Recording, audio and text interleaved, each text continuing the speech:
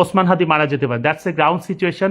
আমরা শত না চাইলেও আমরা তার জন্য কাঁদবো, সব কিছু করবো, কিন্তু শত না চাইলেও এটা বাস্তবতা, যে কোনো মুহূর্তে তিনি মারা যেতে পারেন। কিন্তু তিনি যদি বেঁচে যান সেটা অনেক সময়ের ব্যাপার, 6 মাস থেকে 1 বছর, একটা লম্বা সময়ের ব্যাপার, এবং সেক্ষেত্রেও তিনি পুরোপুরি সুস্থ হয়ে আগের অবস্থায় তো কখনোই আসতে পারবেন না।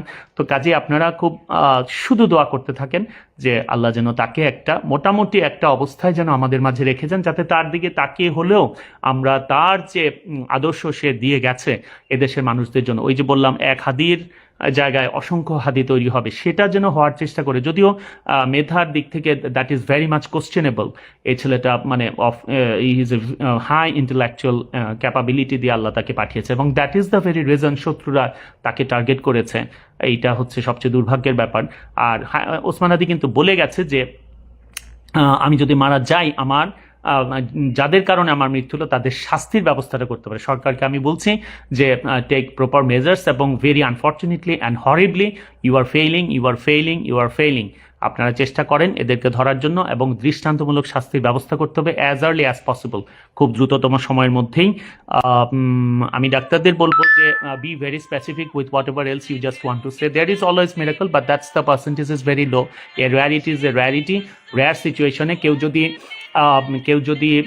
রেয়ার সিচুয়েশনে কেউ যদি ইয়ে হয়, সরি একটা কল এসেছিল, রেয়ার সিচুয়েশনে কেউ যদি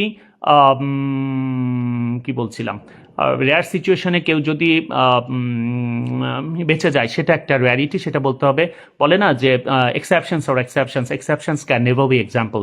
এক্সেপশনকে এক্সাম্পল হিসেবে বারবার দাঁড় করানো যাবে না। কাজে ডাক্তাররা বলতে পারেন যে there may be exceptions and miraculously he may be saved, otherwise it's a sorry state of affair all together.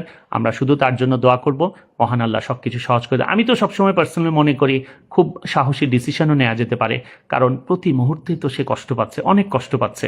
Osman হাদিকে চেয়েছিল, এইরকম একটা দেশপ্রেমী মানুষকে চেয়েছিল সত্যি সত্যি বিদেশের মাটিতে তার মৃত্যু হোক, সেটা কি চেয়েছিল? চাই নাই। তো আমরা কি তার চাওয়াটাকে সম্মান দিতে পেরেছি? সে তো মৃতবৎ, কাজেই তাকে তো আমরা না জেনেই তো তাকে তার ইচ্ছার বাইরেই তো আমরা পাঠিয়েছি। আমি ব্যক্তিগতভাবে আমার মা স্ট্রোকে আক্রান্ত হয়ে 4 দিন অসুস্থ ছিলেন, 5ম দিন আমরা আইসিইউতেও নিয়েছি, কিন্তু যখন আমি দেখছি যে একেবারে ইরিভার্সিবল সিচুয়েশন ছিল, কোনো অবস্থাতেই তিনি আর ফিরে আসবেন না, তখন আমি কিন্তু তাকে লাইফ সাপোর্টে দেওয়া বা টিউব দেওয়া, ভেন্টিলেশনে যাওয়া, এই সবগুলো বাদ দিয়ে দিয়েছিলাম। এবং আমার 2 বোনের সাথেও আমি কথা বলেছিলাম যে এই ধরনের সিচুয়েশনে let me take some brave decisions. এটা হচ্ছে কথা।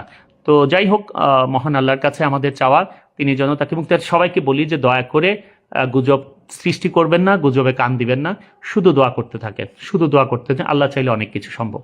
আসসালামু আলাইকুম।